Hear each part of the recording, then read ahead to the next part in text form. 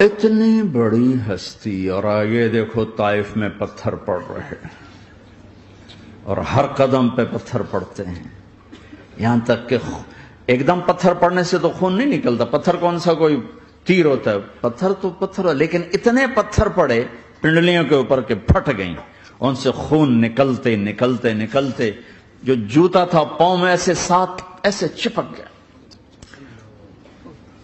اور ساری کائنات کے دلہا سردار بے ہوش ہو کے گرے۔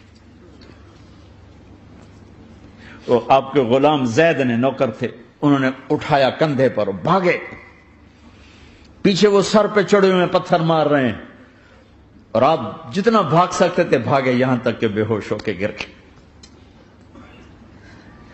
خون زیادہ نکل گیا تو انہوں نے کندھے پہ اٹھا دوڑ لگائی، اور آگے سامنے باغ تھا، کس کا؟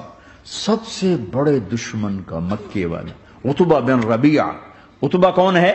یہ جنگ بدر میں جس کے ہاتھ میں جھنڈا تھا، اور جنگ بدر میں قریش مکہ کے لشکر کا جو چیف تھا، وہ اس کا باغ۔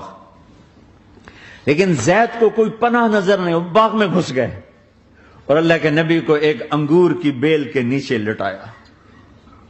تو جان کا دشمن عتبہ، لیکن جب اللہ کے نبی کو خون و خون دیکھا تو اس کا دل بھی پگھل کے رہ گیا، کہنے لگا ہائے ہائے، طائف والوں نے محمد کے ساتھ کیا کر، جس پر دشمن کو رحم آیا ہمیں اس پہ رحم نہیں آیا، ہم نے اس کے آنسوؤں کی کوئی قیمت نہیں لگائی۔